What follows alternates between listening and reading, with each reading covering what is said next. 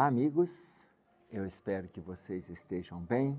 Estamos aqui trabalhando as orientações do irmão José sobre a psicografia de Carlos Bacelli e nós vamos trabalhar o livro Senhor e Mestre, no capítulo 54, que se chama Fascinação, ok?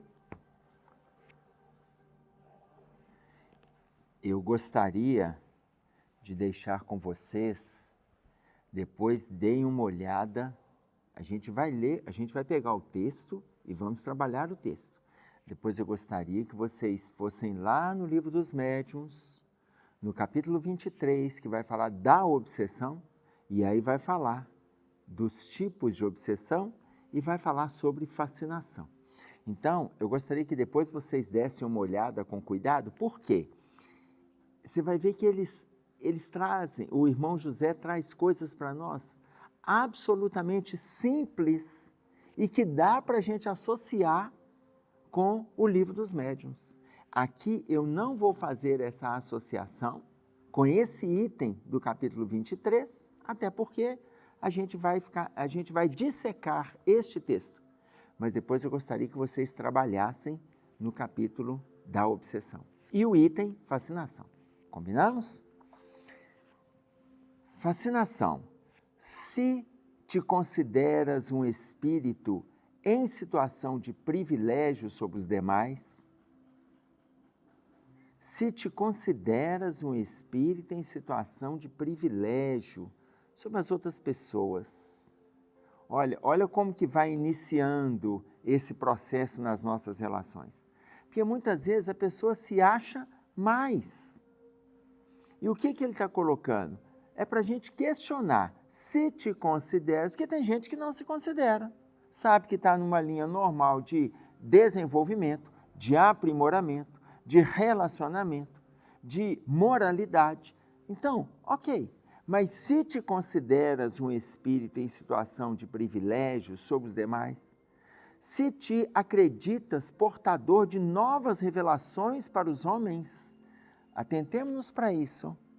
Se te acreditas portador de novas revelações para os homens. Gente, até isso, não só em relação à nossa autoavaliação, digo para vocês quanto para mim, quanto para os expositores, os escritores, os filósofos, para todos. Mas dentro da casa espírita, então, olha, nós que estamos envolvidos inúmeras vezes com exposição, com evangelização, não acreditemos que somos portadores de novas revelações para a criatura humana. Tudo está na doutrina. Tudo está na doutrina. Tem coisas que, olha, vamos pegar um exemplo simples. Um exemplo simples. A Organização Mundial de Saúde descobriu, através de estudos, a Associação Médica Espírita, trabalhando com a Organização Mundial de Saúde, trazendo as funções da pineal. Final do século passado, final da década de 90, início do século 21, trazendo quase 100 funções da pineal. O André Luiz está falando essas funções nos livros Missionários da Luz, nos Domínios da Mediunidade, no Evolução em Dois Mundos. Ou seja, André Luiz está trazendo 40, 50 anos antes do aprofundamento. Ok. Mas tudo está sendo descoberto à medida que Deus vai proporcionando a ciência para ela caminhar também. A doutrina espírita está na frente. Não é uma questão de estar na frente. A visibilidade da espiritualidade, a forma que eles têm de nos apresentar, amplia os conceitos que a gente tem aqui, porque são conceitos técnicos, têm que ser comprovados, têm que ser estudados, têm que ser apresentados, têm que ser aprovados, tudo certo. Mas não acreditemos sermos portadores de novas revelações para a criatura humana. Nós que estamos envolvidos com a exposição, a gente sempre traz de uma obra, de outra obra, associando mais a intuição que chega do desencarnado, olha, todo mundo vai tendo acesso de alguma forma. Se escreves ou falas como se a razão estivesse sempre do seu lado, olha que coisa interessante. Se escreves ou falas como se a razão estivesse sempre do seu lado, nós temos uma palavrinha mágica que substitui esse parágrafo aí, que se chama arrogância. Se a gente escreve ou fala como se fôssemos donos da razão, o chamado nariz em pé, então, atentemo-nos. Aliás, eu quero até fazer com vocês aqui uma observação, que é quando a gente lê, associando o Evangelho de Jesus, lá no capítulo 5, no Sermão da Montanha, em Mateus, quando ele fala, vós sois o sal da terra, vós sois o sal da terra, ele não está dizendo que nós temos que abraçar a vaidade, ou a arrogância, ou a prepotência, não.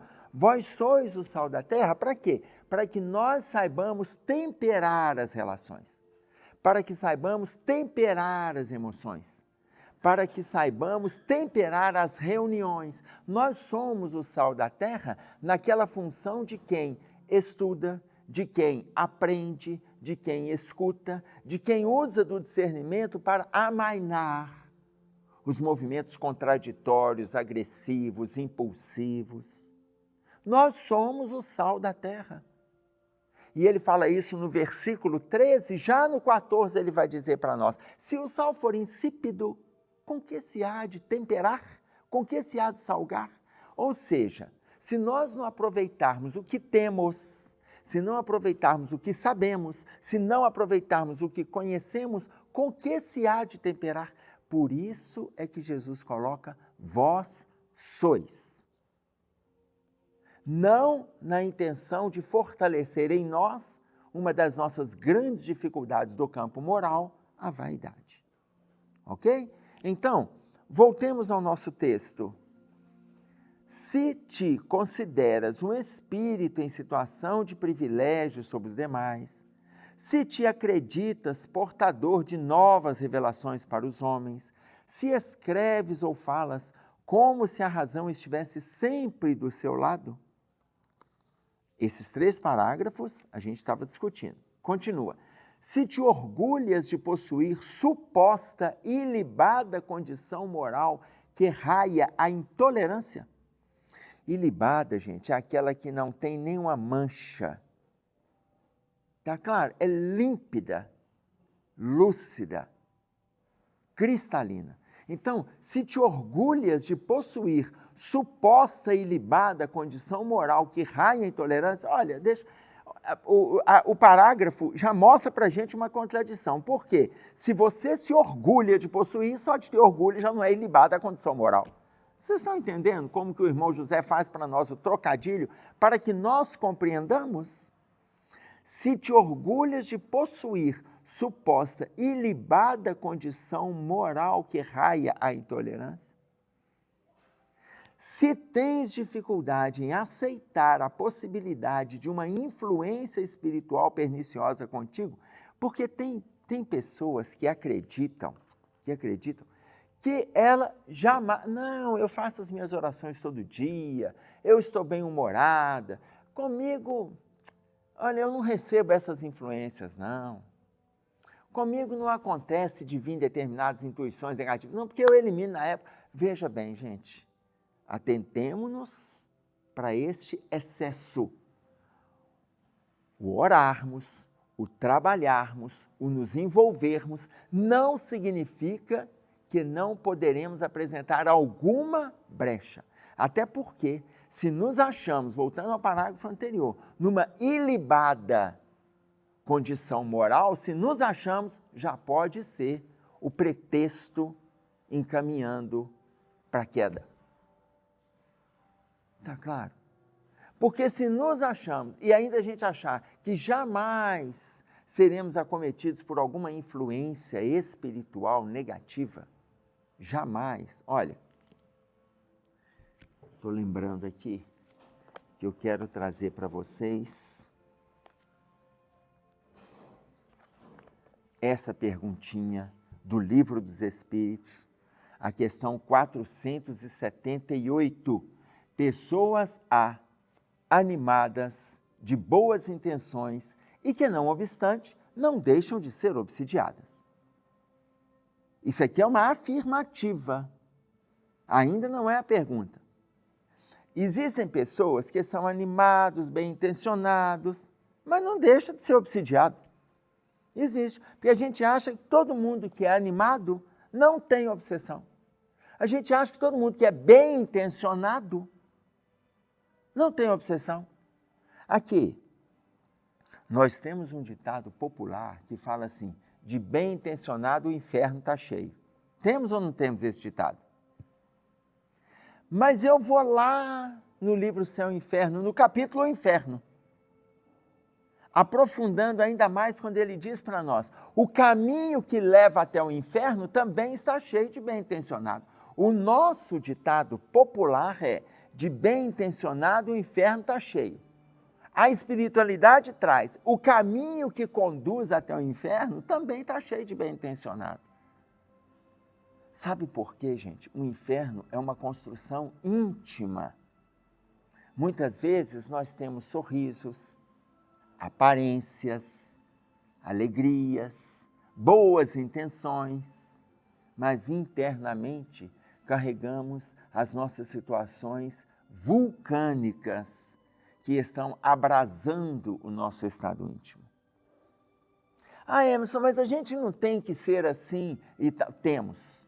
Bem-humorado, satisfeito, lutando pelo positivo? Temos.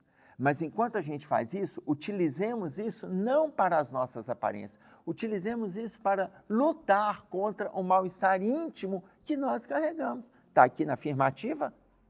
Pessoas animadas, bem-intencionados, não deixam de ser obsidiados. Então, lutemos para que a gente se desvencilhe deste homem velho que ainda nos agride, que ainda nos acomete, que ainda nos influencia.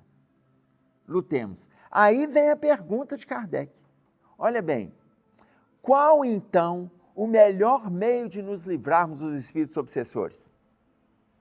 Se tenho isso tudo, mas olha, eu oro, eu tenho as atividades, eu tenho envolvimento com tarefas sociais, eu estou lutando para manter determinadas situações de vigilância o tempo todo, mas então qual o melhor meio de nos livrarmos dos espíritos obsessores?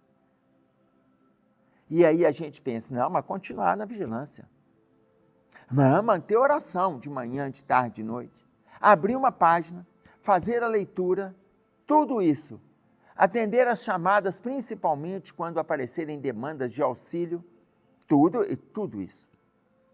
Mas aqui, gente, a resposta dos espíritos, ela é absurdamente simples e é aonde a gente mais cai. Olha aqui. Qual o melhor meio de nos livrarmos dos espíritos obsessores? É aonde, veja bem o que eu disse, é o desvalor que a gente mais entra em queda livre. É necessário cansar a paciência dos obsessores. Vocês fazem ideia do que é cansar a paciência de quem é extremamente paciente esperando a nossa queda? Cansar a paciência de quem não está fazendo nada, só esperando a gente apresentar uma falhinha deste tamanho aqui? Ele só espera isso. Cansar a paciência do obsessor. Ele continua, não dar nenhum valor às sugestões, mostrando para eles que estão perdendo tempo. Não dá nenhum valor para as sugestões que chegam. Mostrar para eles que eles estão perdendo tempo. Vendo que nada estão conseguindo, se afastam. Ô, gente, isso aqui não é simples, não. Aqui. O tema é fascinação. Peguei um parágrafo e associei com a pergunta. Vou pegar essa pergunta e associar com uma colocação que vocês vão ver num livro que se chama O Semeador de Estrelas, da Sueli Caldas Schubert, falando para nós a respeito de Divaldo Franco e a jornada dele. Tá? No livro O Semeador de Estrelas, tem um capítulo que se chama o Máscara de Ferro. Muitos já conhecem essa história, mas eu quero trazer para vocês. Por quê? Divaldo, ele foi perseguido por esse espírito quase 30 anos. Quase 30 anos. Eu vou contar uma situação, mas depois eu gostaria que vocês também se atentassem para esta leitura, tá? O Máscara de Ferro, do livro Semeador de Estrelas. Uma situação. Certa vez o Divaldo estava andando na via pública, alguém bate no ombro dele, quando ele olha para trás, a pessoa dá nele um soco. E ele cai, bate numa vidraçaria de uma loja.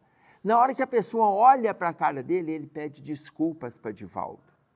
Ele pede desculpas e ele fala para Divaldo: eu achei que era a pessoa que estava mexendo com a minha esposa. Enquanto essa pessoa pedia desculpas para Divaldo Franco, ele não viu este encarnado, ele viu o desencarnado que estava junto, e o desencarnado fala com ele assim: eu vou fazer com você, enquanto você estiver defendendo essa malsinada doutrina espírita, eu vou fazer você passar as maiores vergonhas da sua vida. Eu vou pegar os incautos como este aqui e eu vou te agredir, porque quando você esteve do lado de cá, você disse que estaria trabalhando conosco. Bastou você reencarnar, você começou a defender essa doutrina. Então, eu vou te fazer passar por dificuldades. E se afasta. Por que o Divaldo o chama de Máscara de Ferro? Porque o Divaldo nunca conseguiu ver a expressão facial dele. Ok? E ele tem outras perseguições. Depois vocês vão ler lá. Entretanto, no último episódio, aparece uma criança com dificuldades, abandonada na porta da Mansão do Caminho. Os voluntários da Mansão do Caminho chegam para o Divaldo e falam com ele: Divaldo, nós não temos espaço, olha a criança que foi deixada aqui na mansão, nós não temos espaço, não temos leito, não temos, como que a gente vai fazer? O Divaldo pede o grupo para se afastar, faz uma oração, e a pergunta que ele faz para Jesus: o que Jesus faria? E aí ele entende que ele deveria abrigar aquela criança. Ele chama os voluntários e fala: nós vamos acolhê-la.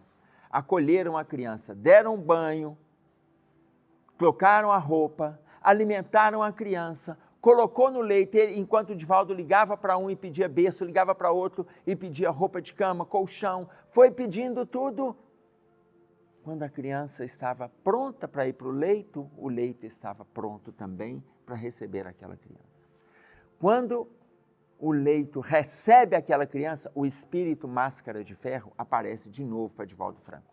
E aí ele chega e fala assim: olha, eu vou parar de te perseguir. Tem 30 anos que eu estou te perseguindo e você está persistente em relação à doutrina que você prega e esse Jesus que você apresenta para nós. 30 anos. Eu vou parar de te perseguir porque se acontecer alguma coisa com você, quem que vai cuidar da minha mãe que você acabou de internar aí na mansão? Então, agora eu não vou te perseguir mais. Eu vou te acompanhar. E eu gostaria que você me ajudasse a entender este Cristo que você apresenta para as pessoas. Eu gostaria que você me ajudasse. E eu preciso que alguém proteja a minha mãe, que cuide dela. Então, eu não vou te perseguir mais. Gente, eu estou fazendo referência a Divaldo Franco. A Divaldo Franco.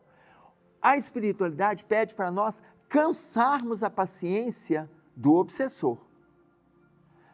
Se tens dificuldade em aceitar a possibilidade de uma influência espiritual perniciosa consigo, como que nós vamos ter dificuldade? A gente, na condição que estamos, a gente acha que fazendo uma palestra, divulgando um texto, olhando uma evangelização, a gente acha que não vai ser obsidiado, a gente não vai ser influenciado, a gente não vai ser agredido. Gente, a gente precisa de se colocar no próprio lugar, né? Então a vigilância tem que ser constante, não tenhamos dúvida disso. E aí ele coloca: se os alvitres, quer dizer, se os conselhos, as advertências do mundo espiritual nunca são para ti, Porque se a gente acha que, não, mas isso não é para mim, não. Não é, olha, nós temos que parar com esse tal de entrar numa reunião, assistir uma palestra, escutar um estudo, abrir uma página e achar que essa é para o meu marido, essa é para o meu filho, esse aqui é para o meu primo que trabalha comigo, que é meu sócio. Não, isso aqui é para o pessoal lá da empresa, eu vou até levar porque é para todo... A gente tem um tal de direcionar o texto, a gente tem um tal de direcionar para as pessoas, achando que não é para nós. Se os conselhos e advertências do mundo espiritual nunca são para ti, e aí ele vai encerrar. Então, antes de ler o encerramento, eu vou pegar de novo o texto agora, só para vocês acompanharem a ideia das explicações que a gente trouxe, do entendimento que a gente tem, para vocês entenderem, sem nós perdermos agora a sequência, porque eu fui interrompendo durante. Veja bem, o texto então, fascinação. Capítulo 54 do livro Senhor e Mestre. Se te consideras um espírito em situação de privilégio sobre os demais, se te acreditas portador de novas revelações para os homens, se escreves ou falas como se a razão estivesse sempre do seu lado, se te orgulhas de possuir suposta e ilibada condição moral que raia a intolerância, se tens dificuldade em aceitar a possibilidade de uma influência espiritual perniciosa contigo, se os conselhos e advertências do mundo espiritual nunca são para ti, embora a contragosto, convém que comeces a admitir a provável hipótese de que te encontras sob o império da fascinação. É assim que ele fecha o texto para nós. Se nós achamos que não estamos em condições de sermos vitimados, agredidos, incomodados, intuídos em situações negativas, que nada acontece conosco, que estamos numa situação de proteção, olha, embora a contragosto, convém que comeces a admitir a provável hipótese. É uma certeza? Não. É uma provável hipótese de que te encontras sob o império da fascinação. O irmão José é muito gentil, por isso que ele fala provável hipótese. Eu sou da terra, gente. Nós somos aqui, a gente está estudando. Olha, a chance de ser uma probabilidade e de ser hipotético, ela é zero. Ele, porque é gentil, espírito evoluído, a gente que é daqui, todo mundo do mesmo nível, se nós estamos envolvidos com situações dessas aqui, já estamos embarcando na canoa da fascinação, do processo obsessivo. Atentemo-nos, porque embarcar em canoa furada é problema. É isso aí que a gente tinha para trazer. Um abraço a todos, até breve, se Deus quiser.